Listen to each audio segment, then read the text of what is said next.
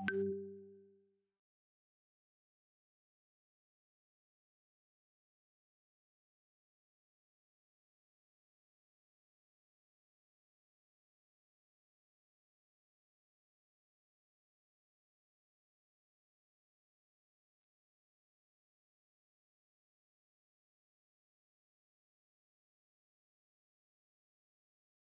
assalamualaikum warahmatullahi wabarakatuh.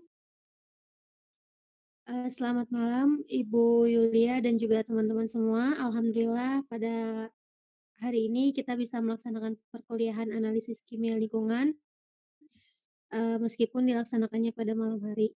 Langsung saja, kami dari kelompok 3 akan menyampaikan hasil diskusi kami mengenai sifat fisika, sifat kimia, dan sifat biologi lingkungan.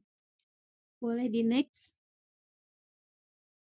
Adapun yang akan kita bahas pada kesempatan kali ini yaitu sifat-sifat dari air, udara, dan juga tanah. Yang pertama itu ada air sungai yang merupakan salah satu contoh dari air permukaan. Nah, sifat fisika dari air sungai tersendiri yaitu memiliki warna jernih hingga kecoklatan. Umumnya jernih, tapi kalau misalkan terkena kontaminasi, dia bisa berwarna coklat. Kemudian untuk baunya itu tidak memiliki bau kalau memang tidak terkontaminasi. Kemudian untuk suhunya itu berkisar antara 25 sampai 32 derajat Celcius, memiliki rasa tawar dan juga kekeruhannya di 5 sampai 100 NTU. Nah, NTU itu merupakan Nephelometric Turbidity Unit yang merupakan satuan kekeruhan air. Nah, untuk total suspended solidnya itu antara 10 sampai 500 mg per liter. Kemudian ada sifat kimianya yaitu air sungai memiliki pH antara 6,5 sampai 8,5. Kemudian untuk oksigen terlarutnya berkisar antara 4 sampai 8 mg per liter. Kemudian BOD-nya itu 2 sampai 6 mg per liter. Nah, kalau misalkan air sungainya tercemar, itu BOD-nya bisa lebih dari 10 mg per liter. Kemudian untuk salinitasnya sangat rendah, 0 sampai 0,5 ppt. Salinitas itu jumlah garam terlarut dalam air. Nah, untuk sifat biologinya, pertama itu mikroorganisme. Jadi di dalam air sungai itu pasti mengandung bakteri Escherichia coli dan coliform. Nah, kalau misalkan bakteri coliform ini yang mengidentifikasi bahwa air itu tidak higienis. Jadi rata-rata dalam air sungai itu mengandung 100 ml sampel 100 ml sampel air itu bisa ditemukan antara 100 sampai 10.000 bakteri coliform ataupun Escherichia coli. Nah, kemudian Macrorhizobenthos itu kan merupakan hewan dasar perairan yang bisa dilihat dengan mata langsung gitu. Yang mereka itu penting sebagai mencerminkan kualitas atau kondisi dari airnya. Kemudian ada fitoplankton yang merupakan tumbuhan mikroskopis, hidupnya itu melayang di permukaan air.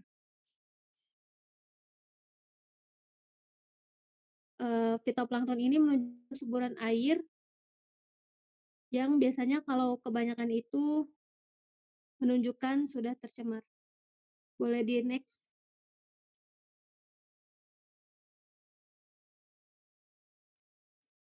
Selanjutnya ada air laut. Suhunya itu bervariasi sekitar 2 sampai 30 derajat Celcius. Di mana kalau yang 2 derajat Celcius ini berada di perairan yang dalam. Kalau misalkan di permukaan lautnya itu sekitar 25 sampai 30 derajat Celcius. Memiliki warna biru kehijauan gitu ya kalau misalkan kita lihat. Tapi kadang ada aja laut yang warnanya coklat. Nah, itu tuh karena banyaknya plankton, sedimen ataupun terkena polusi.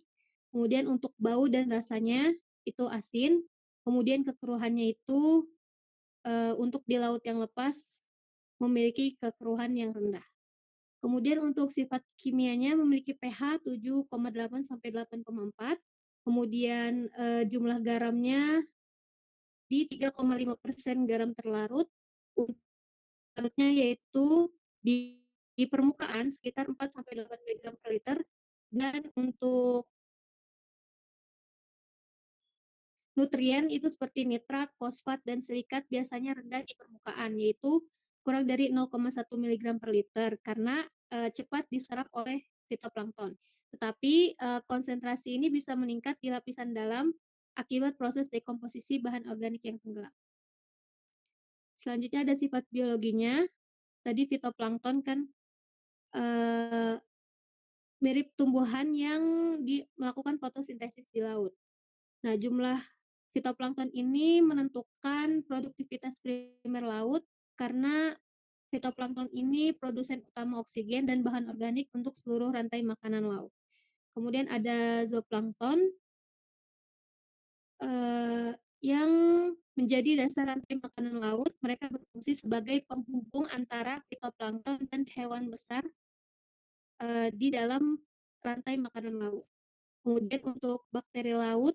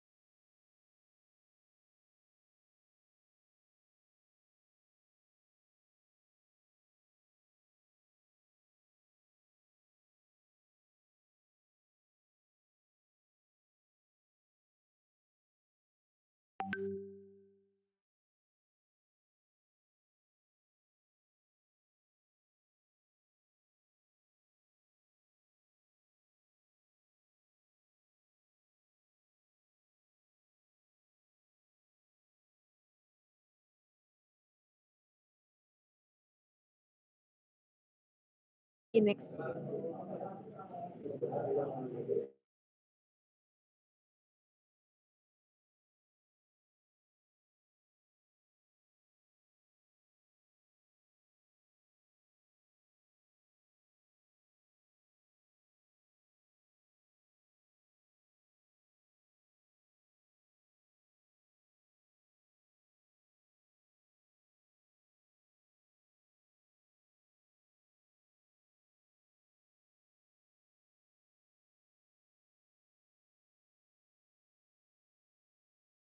Teman-teman maaf tadi jaringannya hilang.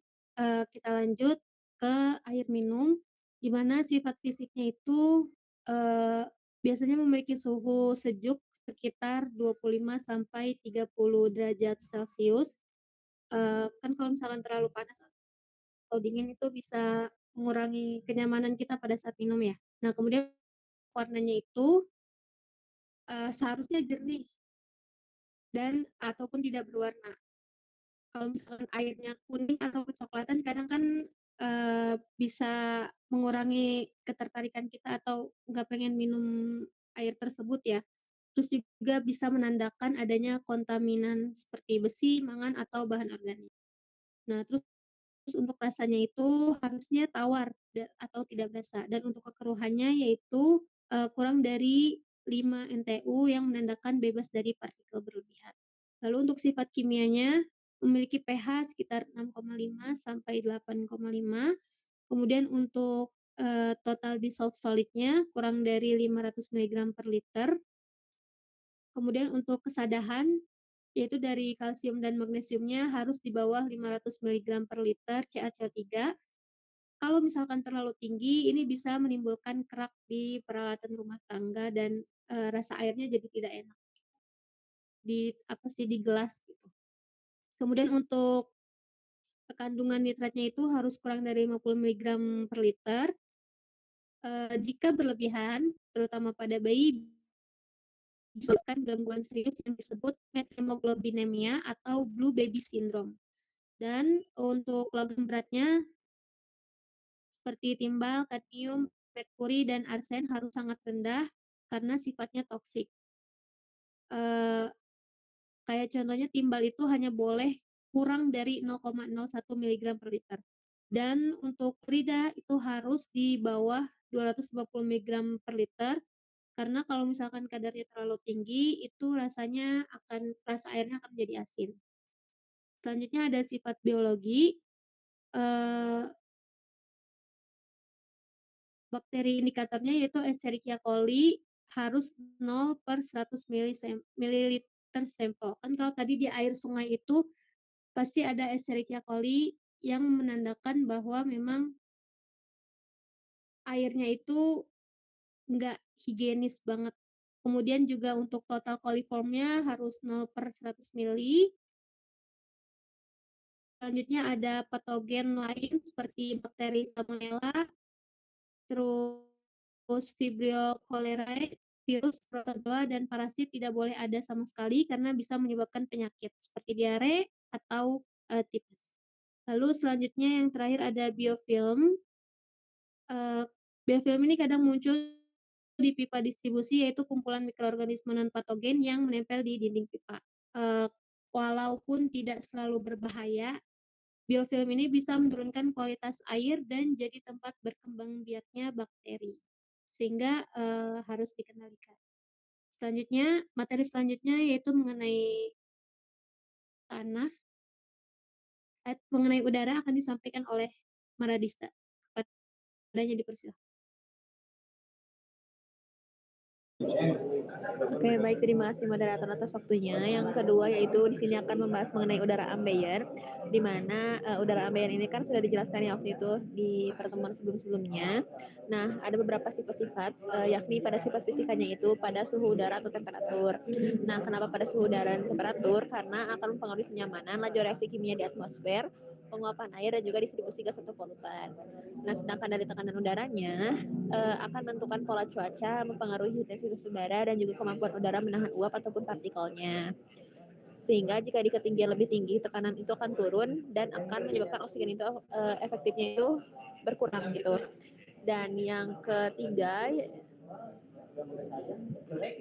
ketiga itu kelembaban relatif. Nah, dampaknya itu mempengaruhi kenyamanan, laju penguapan, stabilitas partikel, dan juga kelangsungan hidup mikroba di udara. Dan yang keempat itu kecepatan dan juga arah angin.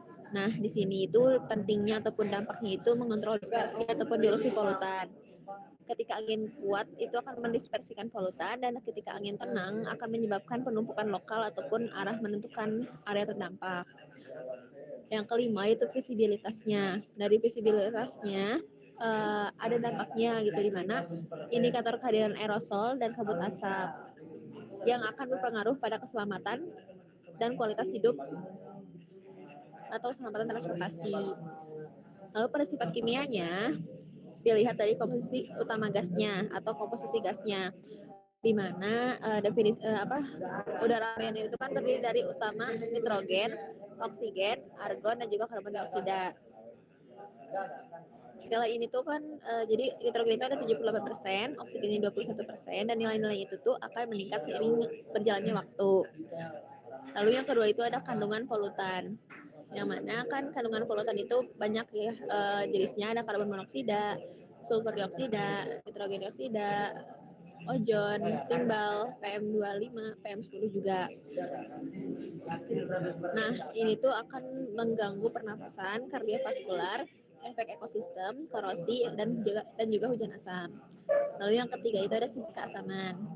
Nah, dari sifat keasaman ini, polutan seperti SO2 dan NOx dioksidasi membentuk asam di atmosfer, yang mana akan menurunkan pH hujan yang merusak tanaman, bangunan, dan juga ekosistem perairan. Lalu yang keempat yaitu gas rumah kaca, di mana dengan adanya sifat dari gas rumah kaca ini tuh jadi peran itu tuh molekul-molekul itu akan menyerap radiasi inframerah yang akan dipancarkan ke bumi, yang dipancarkan dari bumi gitu, yang nantinya akan memerangkap panas sehingga menyebabkan efek rumah kaca dan akan terjadinya pemanasan global serta perubahan iklim yang jangka panjang. Lalu pada sifat biologinya itu, yang pertama itu ada mikroorganisme di udara. Nah, dampaknya ini akan adanya potensi penyebaran penyakit, pengaruh pada kualitas udara dalam ruangan, serta kesehatan masyarakat setempat. Yang kedua itu bioaerosol atau partikel biologis, yang mana bioaerosol itu partikel udara yang berisi materi biologis, di mana interaksinya itu tuh akan dapat menempel pada partikel kimiawi atau PM yang akan mempengaruhi jarak tempuh dan juga kelangsungan hidup mikroba. Boleh di next.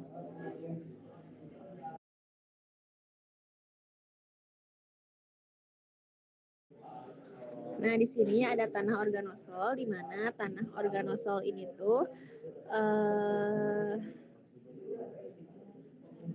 ada beberapa sifat-sifatnya juga, ada sifat fisik, sifat kimia, dan juga sifat biologi. Nah, tanah organosol ini tuh berasal dari sisa-sisa tumbuhan yang memasuki daerah rawa atau tempat yang selalu tergenang air. Nah, kegunaannya itu tuh jadi tanah itu tuh kurang subur untuk pertanian, tapi masih bisa diolah untuk palawija tertentu ataupun kelapa sawit setelah pengapuran.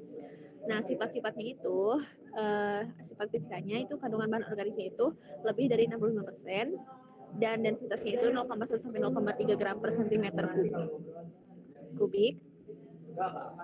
Porositasnya itu 80 sampai 95%, kadar airnya itu 300 sampai 2000%, dalam berat kering, dan daya hantarnya itu 10 pangkat min 4 sampai 10 pangkat min 2 cm per second, dan warnanya itu coklat tua hingga hitam. Nah, sedangkan sifat kimianya itu memiliki pH 3 sampai 5,5, KTK-nya 100 sampai 200, dengan nitrogen total 0,8 sampai 3%, dan fosfor totalnya itu 0,1 sampai 0,8%.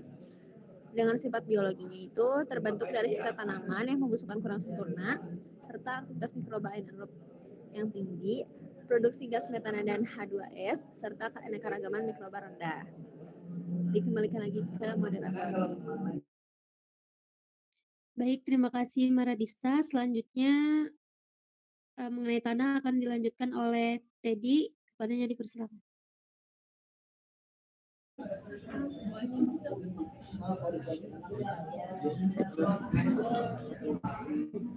Selanjutnya ada tanah andosol, yang dimana tanah andosol ini biasanya berasal dari abu vulkanik gunung berapi yang sudah melapuk. Nah, kegunaannya ini sangat cocok untuk perkebunan seperti sayur, teh, kopi, serta tembakau. Yang dimana tanah andosol ini memiliki sifat fisika, kimia, dan biologi, diantaranya sebagai berikut. Memiliki densitas 0,3 hingga 0,9 gram cm kubik, agregasinya sangat stabil, porositasnya 60 hingga 80%, lalu retensi airnya sangat tinggi, yaitu lebih dari 100%. Untuk sifat kimianya, pH-nya itu sekitar 4,5 hingga 6,5, lalu KTK-nya 20 hingga 60. Nah, tanah nosol ini biasanya memiliki kandungan beberapa mineral vulkanik ya, atau alofan, aluminium, serta fosfor. Untuk sifat biologinya umumnya sangat subur dikarenakan berasal dari abu vulkanik ya, letusan gunung Merapi gitu. Lalu untuk biomasa mikrobanya sekitar 400 hingga 1200 mg Lalu aktivitas enzim potasnya sangat tinggi.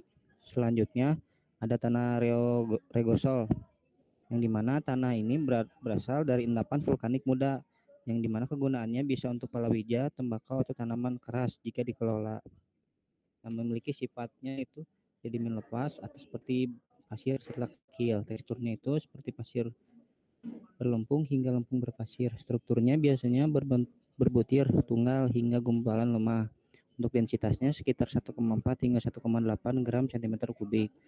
Untuk pH-nya sekitar 5,5 hingga 7,5, lalu KTK-nya 5 hingga 20.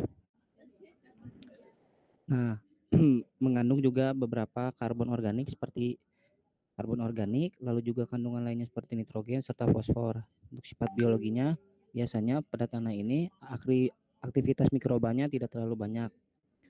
Biomasa mikrobanya sekitar 100 hingga 400 mg per tanah. Siklus hariannya cepat, respirasinya sekitar 500 hingga 200 mg karbon dioksida per kilo per harinya. Selanjutnya ada tanah latosol, yang dimana tanah latosol ini berasal dari pelapukan batuan beku sedimen di daerah beriklim basah.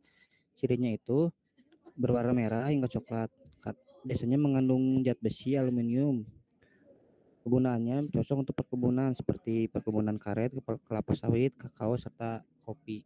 Sifat fisikanya, teksturnya lempung hingga liat. Strukturnya biasanya berbentuk gumpalan. Untuk densitasnya 1,0 hingga 1,5 gram cm kubik. Stabilitas agregatnya tinggi. Untuk sifat kimianya, pH-nya dari 4,5 hingga 6. KTK-nya 8 hingga 25.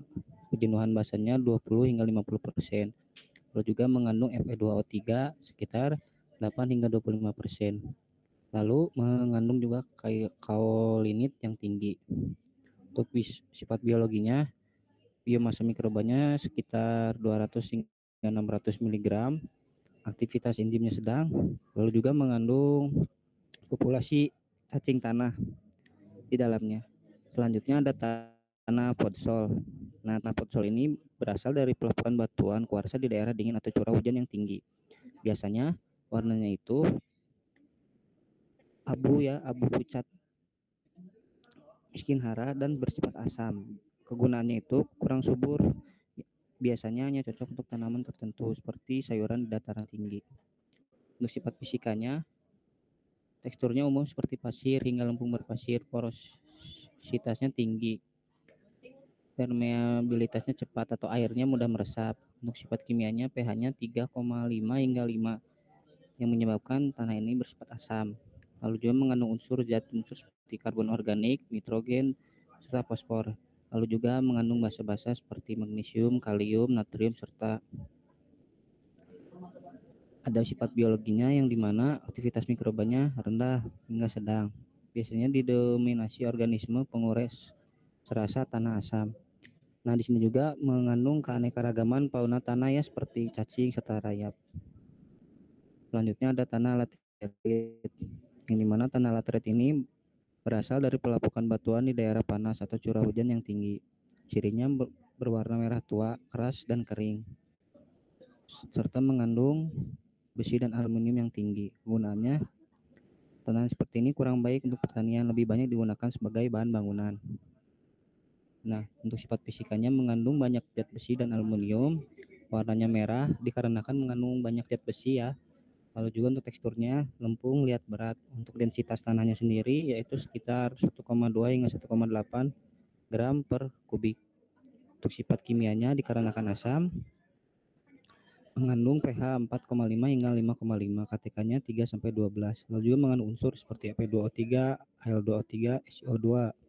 Untuk sifat biologinya, aktivitas mikrobanya sangat rendah. Biomasa mikrobanya 500 hingga 200 mg per tanah. Keanekaragamannya rendah serta mineralisasi haranya lambat.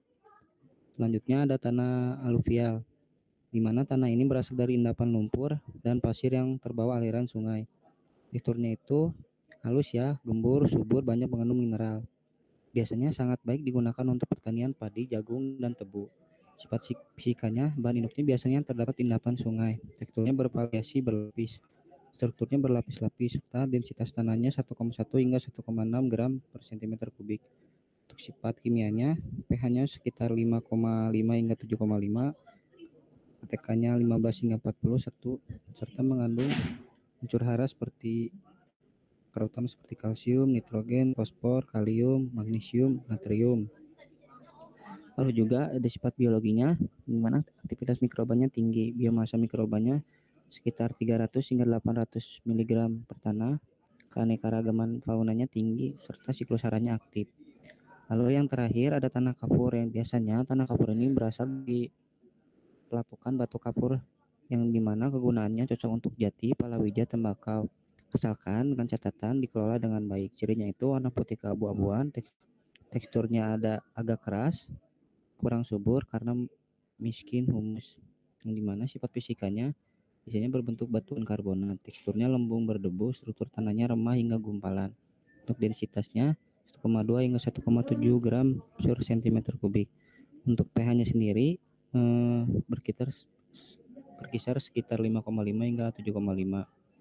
Untuk KTK-nya 15 hingga 40, biasanya mengandung juga unsur kalsium, lalu juga ada magnesium, kalium, natrium, dan ada juga sedikit fosfor. Sifat biologisnya yaitu aktivitas bakterinya tinggi, biomasa mikrobanya 400 hingga 1000 mg per tanah. Lalu juga yang terakhir, keanekaragamannya tinggi.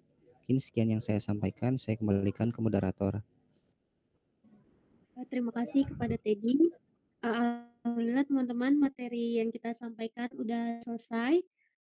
Boleh dari ditanyakan, silahkan untuk membuka mikrofonnya atau mengangkat tangan.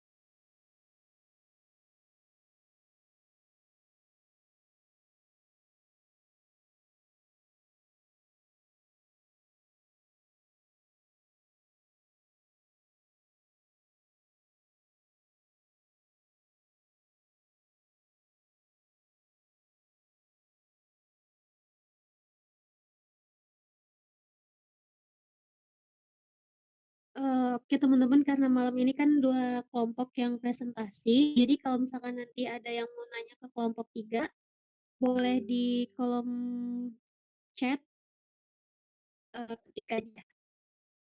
Terima kasih. Selanjutnya saya serahkan kepada kelompok 4.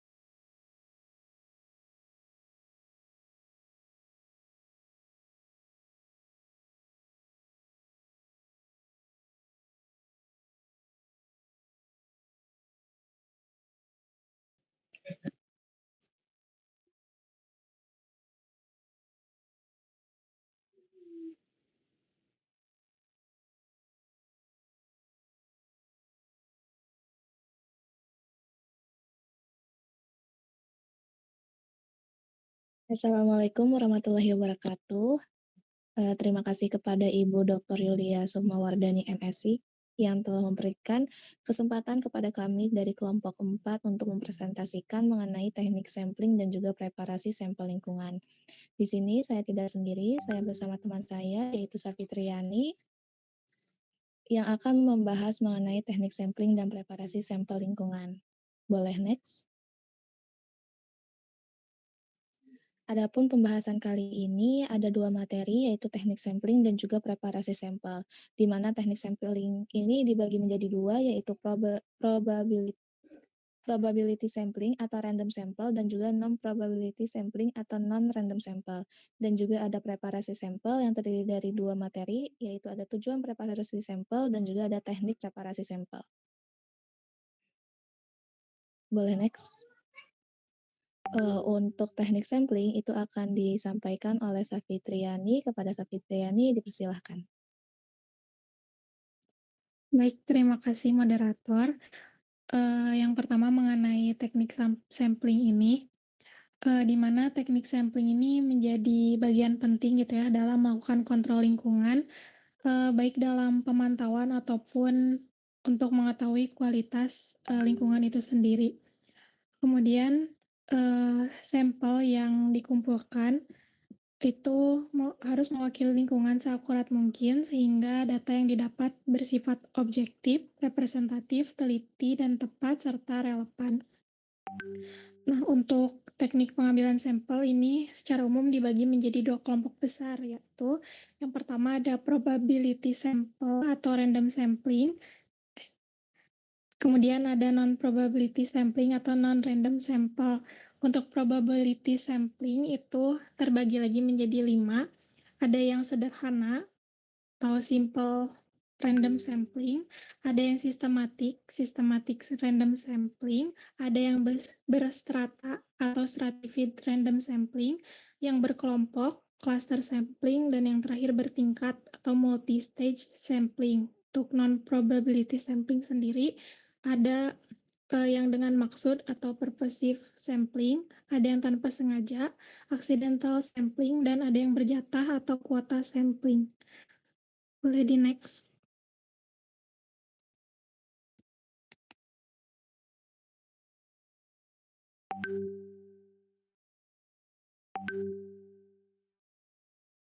Boleh di next. Nah, yang pertama mengenai teknik sampling, probability sampling.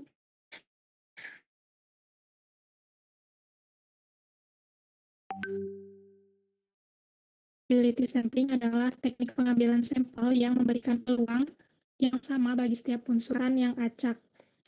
Yang pertama ada simple random sampling, di mana teknik ini merupakan teknik yang dilakukan dengan penentuan lokasi dan sampel secara acak dengan menentukan jumlah sampel yang akan diteliti, kemudian memberikan nomor urut pada semua sampel yang diambil serta dapat mewakili wilayah penelitian dalam pengambilan sampel secara keseluruhan.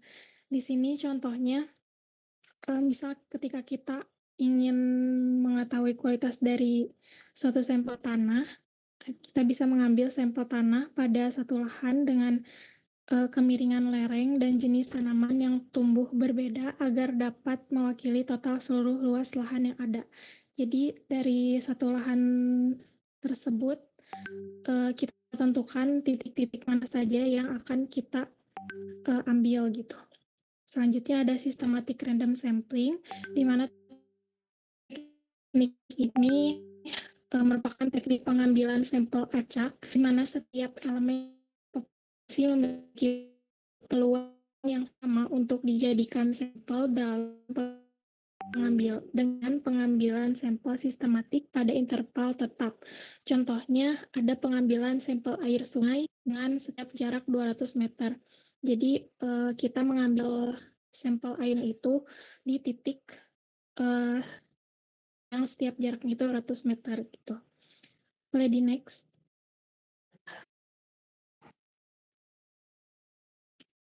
Nah, selanjutnya ada stratified random sampling, yang merupakan teknik yang melibatkan pembagian populasi menjadi subkelompok yang lebih kecil yang dikenal sebagai strata.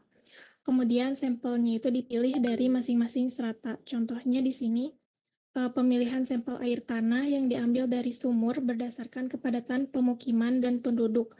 Pada setiap kelas kepadatan diambil sampel secara acak. Selanjutnya ada cluster sampling, yaitu teknik pengambilan sampel yang mengorganisir populasi menjadi kelompok-kelompok yang disebut klaster, dan kemudian melakukan pemilihan acak terhadap klaster tersebut. Contohnya mengambil sampel udara berdasarkan jenis kawasan dan jenis polutan. Yang terakhir ada multi-stage sampling, yaitu teknik yang menerapkan proses multitahap di mana peneliti memilih sampel dari unit yang lebih besar dan kemudian secara acak memilih unit yang lebih kecil di dalam unit yang lebih besar tersebut. Contohnya, mengambil sampel tanah di suatu kabupaten yang terdiri dari 20 kecamatan, kemudian dipilih kecamatan secara acak. Boleh di next.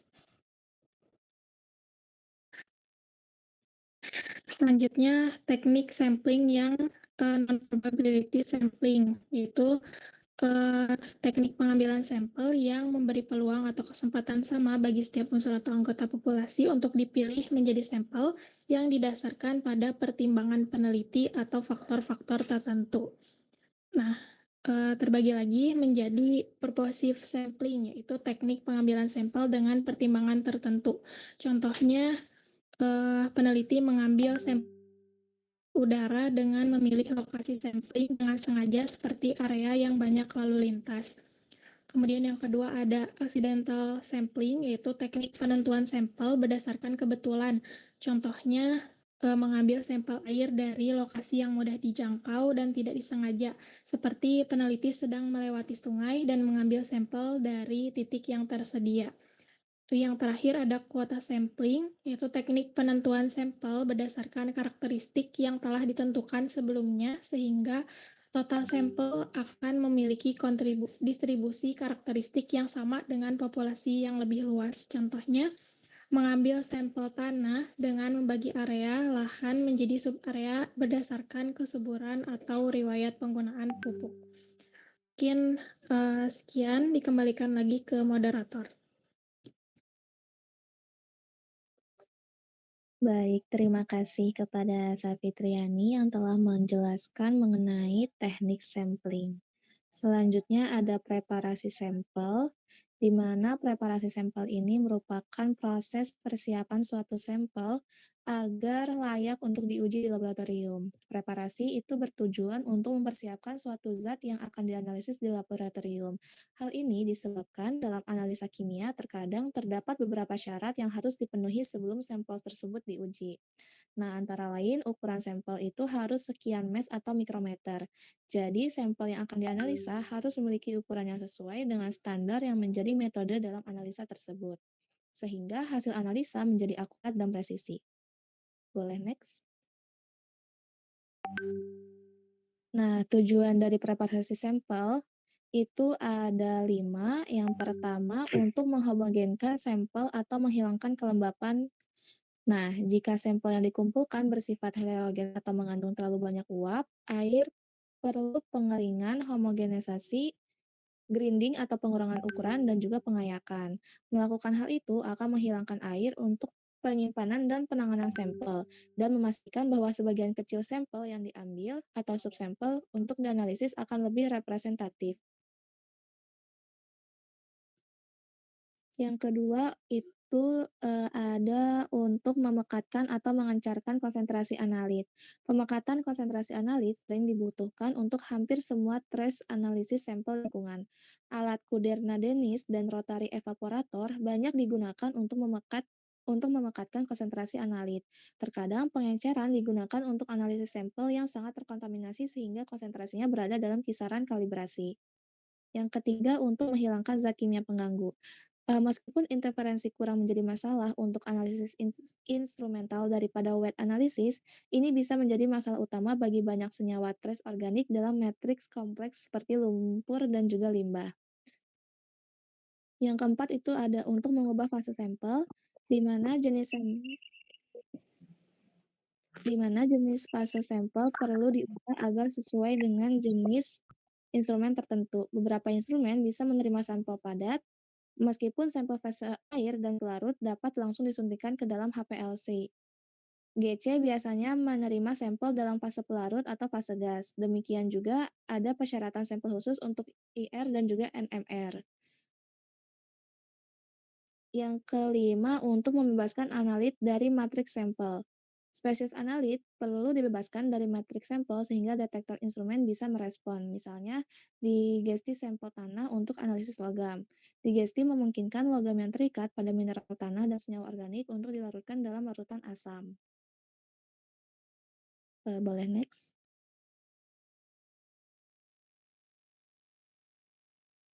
Nah, tahapan dari preparasi sampel ini itu ada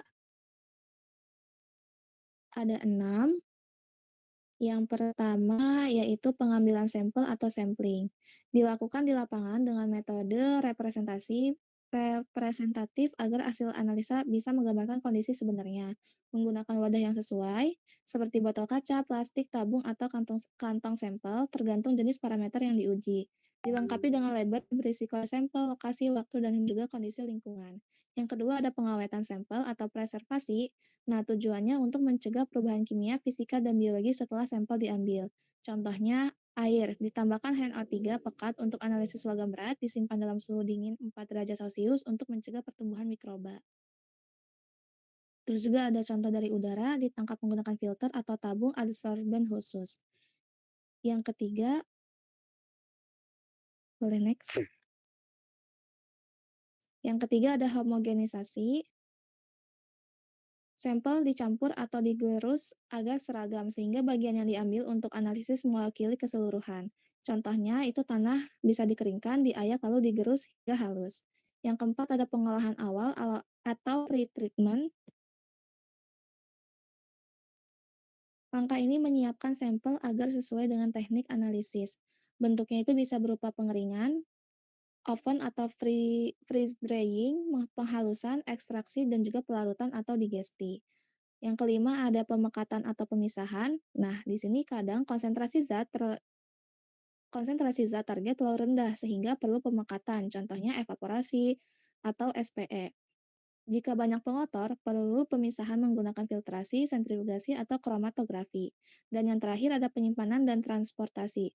Sampel yang sudah dipreparasi harus disimpan dengan kondisi yang sesuai agar tidak berubah hingga dianalisis. Biasanya digunakan wadah inert atau tidak bereaksi, suhu terkontrol, dan juga waktu analisis tidak boleh terlalu lama dari pengambilan sampel. Mungkin itu saja yang dapat kami sampaikan mengenai materi teknik sampling dan preparasi sampel lingkungan.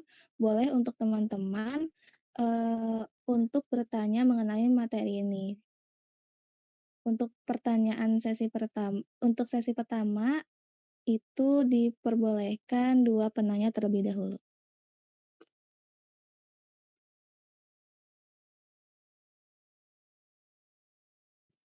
Silakan kepada teman-teman dipersiapkan pertanyaannya.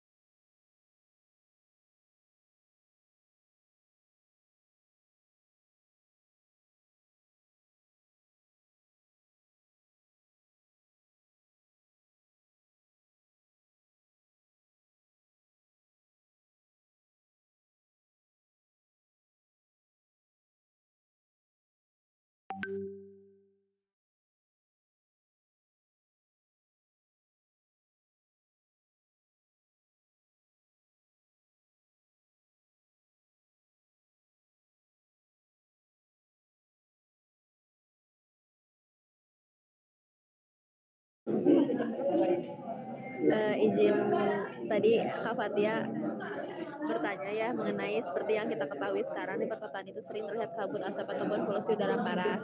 Nah, jika sudah seperti ini, bagaimana komposisi sifat kimia dan sifat fisika udara dapat terganggu dan apakah itu hanya gabungan asap dan kabut biasa atau ada reaksi kimia tertentu yang terjadi di udara? Uh, Jadi polusi udara di perkotaan itu memang menjadi masalah serius gitu yang mempengaruhi kualitas hidup dan juga kesehatan masyarakat.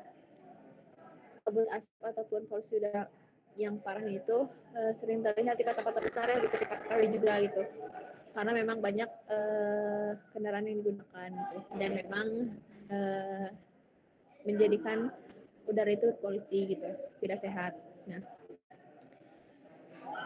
komposisi sifat kimia udara yang terganggu itu, yang pertama itu dari polutan utamanya. Nah, udara itu tercemar mengandung berbagai polutan seperti partikel halus, gas-gas beracun seperti karbon monoksida, NO2, SO2 dan juga ozon. Nah, dari sumber polutannya, polutan itu berasal dari aktivitas manusia seperti emisi kendaraan bermotor, industri, pembangkit listrik, pembakaran biomasa dan juga aktivitas pertanian. Nah, selain dari itu, sifat fisika udara yang terganggu pun juga yang pertama dari visibilitasnya yang buruk. Polutan ini tuh seperti partikel halus yang akan menyebabkan kabut asap yang mengurangi jarak pandangnya. Dan yang kedua itu perubahan warna langit. Polusi udara itu dapat membuat langit terlihat kusam atau kemerahan saat matahari terbenam. Terlihat gitu ya oleh secara fisiknya.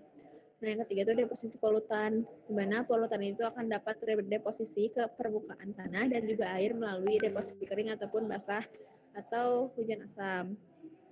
Nah, jenis polusi udaranya itu yang pertama itu smog atau terjadi ketika polutan itu seperti partikel halus gitu, NO2 dan juga ozon yang akan bercampur di atmosfer.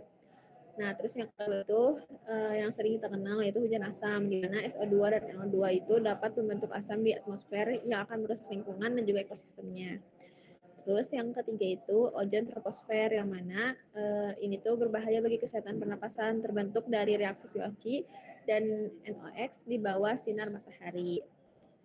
Dampak polusi udaranya tentunya akan berbahaya untuk kesehatan gitu ya, lingkungan maupun ekonomi. Kenapa? Karena dari segi kesehatannya akan mengalami gangguan pernapasan gitu seperti asma, bronkitis, penyakit jantung dan juga kanker paru-paru. Nah, dari segi lingkungannya tentunya akan mengalami adanya kerusakan tanaman gitu, ekosistem air dan perubahan iklimnya. Seperti itu. Mungkin Kak Fatia, terima kasih. Terima kasih.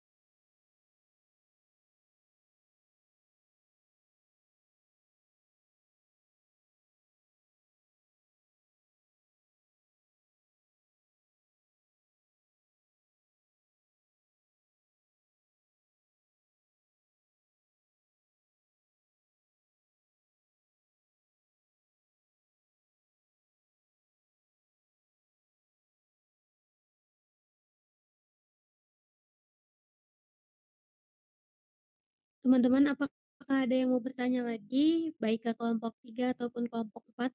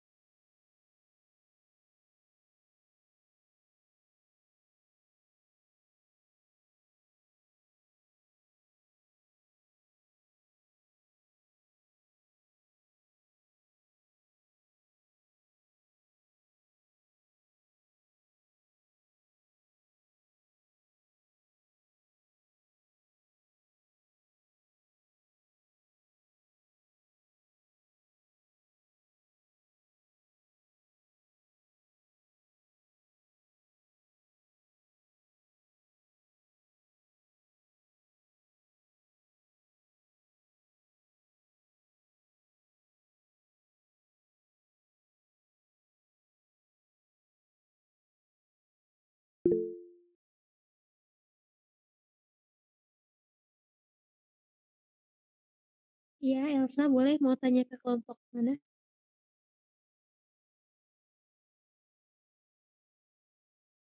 Oke, baik. Bismillahirrahmanirrahim. Izin bertanya kepada kelompok 4 ya. Kan tadi dijelaskan tentang tujuan preparasi sampel, di mana kan ada 5 tujuan gitu.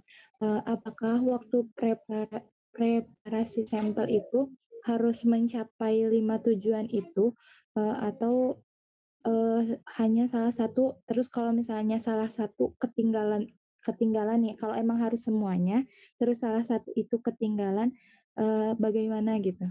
Mungkin sekian, terima kasih.